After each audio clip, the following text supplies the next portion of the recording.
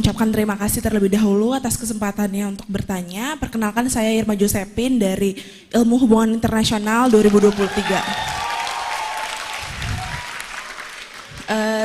Sebelumnya dari pemaparan sampai tanya jawab oleh para panelis pada hari ini, Pak Anies Baswedan seringkali menyebutkan kata kesejahteraan dalam jawaban maupun pemaparannya.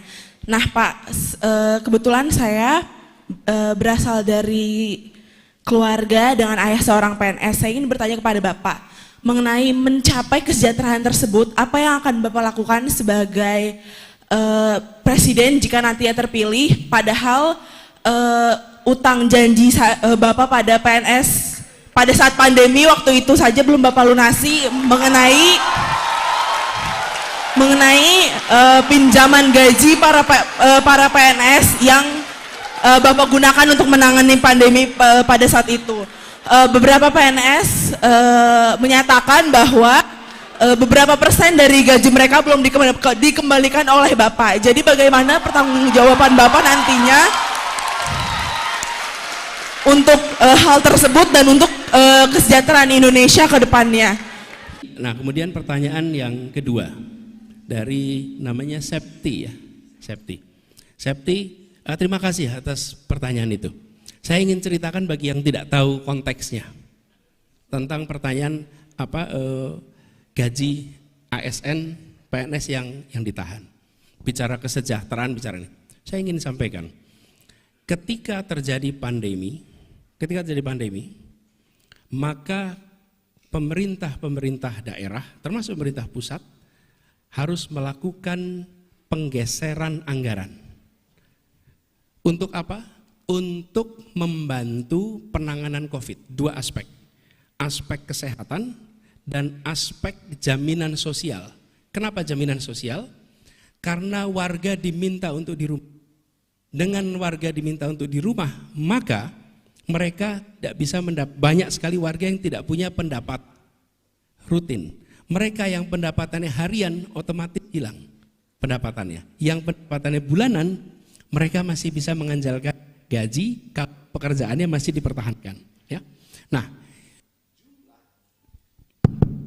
di Jakarta, jumlah penerima bantuan sosial di Jakarta itu jumlahnya 900.000 yang normal. Ketika terjadi pandemi, maka tukang bakso tidak jualan, kaki lima tidak jualan, nggak jualan, semua itu berada di rumah. Yang asalnya 900.000 yang harus ditanggung oleh pemerintah karena berada di dalam posisi tidak punya pendapatan yang cukup, itu meningkat angkanya sampai sekitar 3,3 juta keluarga. 900.000 itu keluarga. Maaf, 1,6 juta, 1,6 juta yang harus ditangani. Saya coba cek datanya sebentar ya supaya tidak keliru. Jadi ketika kemudian jumlahnya melonjak, saya beritahu angka ini karena bergeser. Kalau nggak salah di awal itu 2,4, sesudah itu menjadi 1,6 karena kemudian ada penyesuaian terkait dengan perubahan kondisi mereka.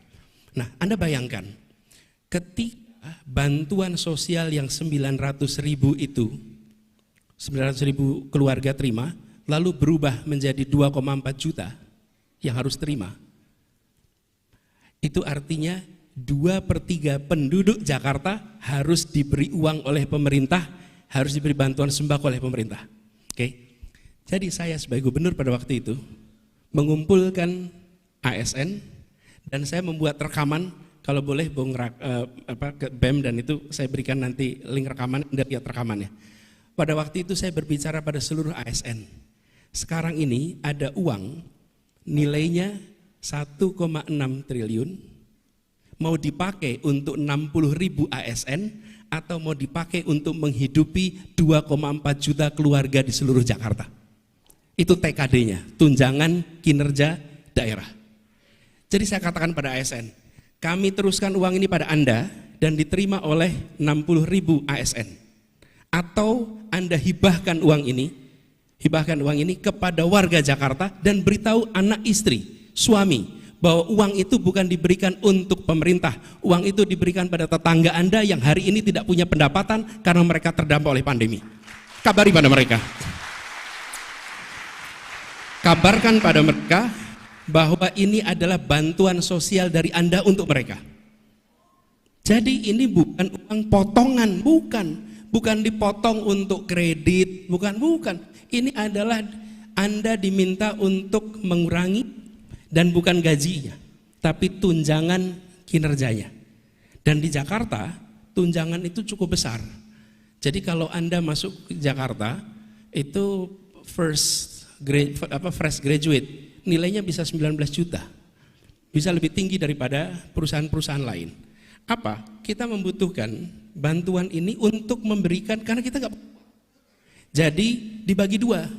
25% dihibahkan, 25% ditahan dan dikembalikan ketika anggaran kita sudah kembali. Oke? Jadi 25% itu hibah, memang diberikan.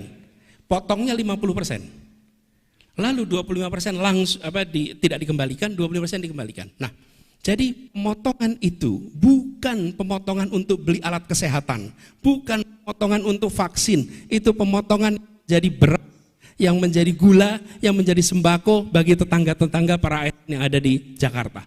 Itu sebabnya di awal, Prof. Haji, di awal ASN itu menolak ketika mendengar kabar pemotongan, karena mereka terbiasa pemotongan untuk aktivitas-aktivitas macam-macam. Setelah dijelaskan bahwa ini langsung untuk sembako, saya katakan pada mereka, lihat dada Anda, di situ ada tulisan abdi negara. Jalankan tugas sebagai abdi negara, berikan 50% itu karena Anda adalah yang terdepan untuk merawat Indonesia kita. Oke? Nah, 25% harus dikembalikan. Kapan dikembalikannya? Ketika APB DKI Jakarta sudah kembali.